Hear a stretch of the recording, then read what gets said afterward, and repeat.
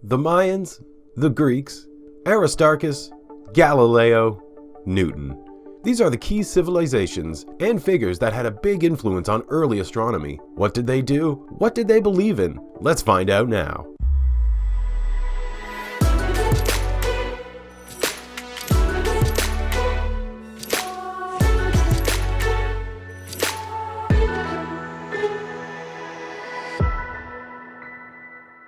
Do you ever look up towards the night sky one clear night and think how long it would take to reach that star? That is, if it's still there. Since the beginning of time, astronomy, or the study of the universe and everything in it, has been the source of amazement and wonder for us.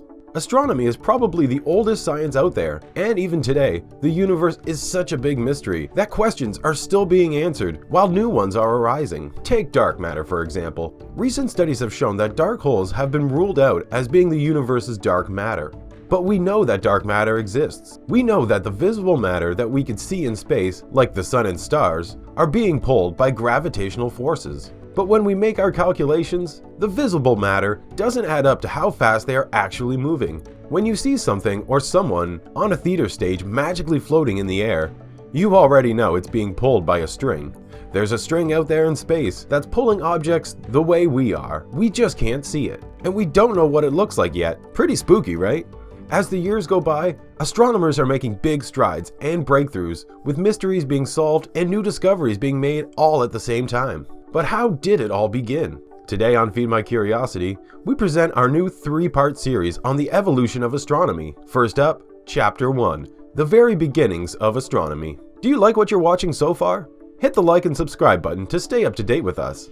The very first astronomical event took place some 13 to 20 billion years ago, the theorized Big Bang. In the simplest terms, the universe started off as a small speck before expanding into a big vast space full of stars, planets, meteors, and pretty much everything. The Big Bang theory is based off the framework of Albert Einstein's theory of relativity. Since humans gained intelligence and the ability to think, they have been constantly studying astronomy, trying to figure out to the best they could how the universe works. So what did our ancestors think about objects that existed in the sky? For one, we could look at our ancestors who lived during the Middle Paleolithic period. They studied astronomy together with their religious beliefs, specifically the priests. They thought of astronomical objects as holy and home of the divine gods. And the Mayans? They were one lost civilization who were probably the biggest astronomy enthusiasts. They thought that everything in the sky could be interpreted as paths towards their gods. So the moon, the stars, the visible planets, particularly Venus, and their movements were closely observed. The sun was known to them as Kanicheho, while the moon was a goddess named Ichel. They believed that the earth was the center of all these objects, and they had a significant influence on humans and the afterlife.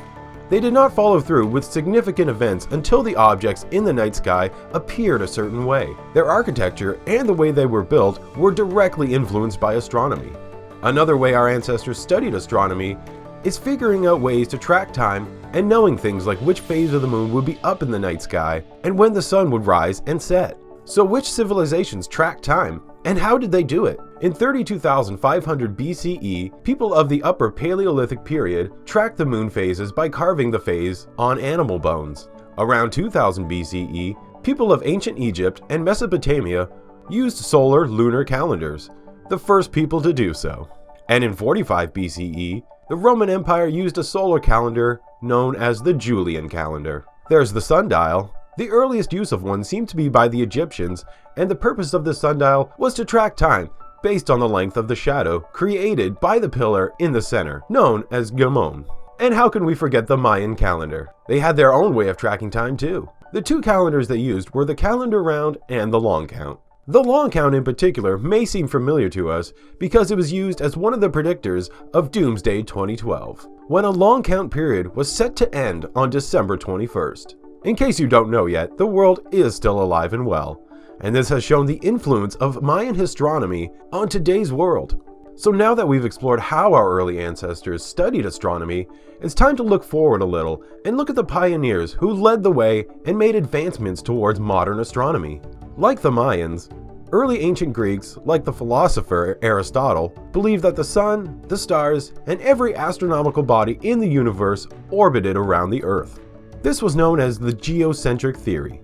This is where the ancient Greek scientist Aristarchus of Samos comes in. At around 280 BCE, he proposed that the Earth moves around the Sun and that the Sun and stars don't move in the sky. This was known as the heliocentric theory. Aristarchus also believed that the Earth spun on its own axis and takes a day to complete one rotation.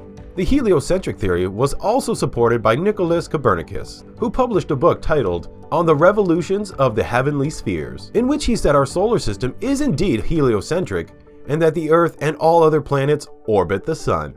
Then there's Hippocrates of Nicaea, another Greek astronomer. His biggest accomplishment was probably compiling the world's first ever star catalog in 129 BCE. Although the actual catalog wasn't preserved, it's still believed to be depicted in his statue on the globe that he's carrying on his back. There were also early observatories that were spawned back then. One is Persian Nasir al-Din al-Tusi's observatory, which was built in 1259, and is probably the earliest observatory to survive to date, preserved today with a metal dome. Another one is Ulugh Beg from the Timurid Empire in Persia, who had his own observatory built in 1420. It contained astronomical tables that cataloged over 1,000 stars. Perhaps the biggest invention for astronomy came at the time in 1608, when Hans Lippershey invented the telescope. Just look what took place afterwards. Italian polymath Galileo Galilei created his own telescope that could magnify images about 20 times better than earlier telescopes. He uses his telescope to discover the 4 moons of Jupiter. He also discovered that our own moon has craters, and that the Earth and our Sun is within a collection of stars that orbit around a supermassive black hole, known as the Milky Way galaxy. Galileo was a strong supporter of the heliocentric theory. However, this got him into legal trouble because at the time, the Catholic Church were heavy supporters of the geocentric theory. Although Galileo was pretty much told to keep his mouth shut, he became increasingly convinced that the heliocentric theory was true over time. He was eventually found guilty of heresy and spent the rest of his life under house arrest before passing away due to illness. There were so many other breakthroughs that took place in the world of astronomy. One example is Johannes Kepler, who came up with the 3 laws of planetary motion in the early 1600s. They state that 1. The planets move in elliptical orbits within the Sun at a focus. 2. In their orbits around the Sun, the planets sweep out equal areas in equal times. And 3. The squares of the times to complete one orbit are proportional to the cubes of the average distance of the Sun. In 1656, Christian Huygens discovers that Saturn has rings, as well as Titan, one of Saturn's moons. He also observes the markings on Mars, and 10 years later, Giovanni Cassini discovers that Mars has polar ice caps. In 1675, Ole Romer measured the speed of light, and in 1705, Edmund Halley correctly predicted the return of the comet, known as Halley's Comet. And who could forget Isaac Newton? He developed the theory of universal gravitation, while depending on Kepler's work. Newton also built the world's first reflecting telescope in 1668. By many, he is considered to be the founding father of modern astronomy as we know it. There are so many other discoveries made in ancient astronomy since then, which has paved the way for how we study astronomy today, which is what we'll look at in our next chapter on the evolution of astronomy. Do you know of any other famous astronomers with big accomplishments, or have any other thoughts about ancient astronomy? Comment your thoughts below. And don't forget to hit that like and subscribe button. Thanks for watching, and we'll see you next time on Feed My Curiosity.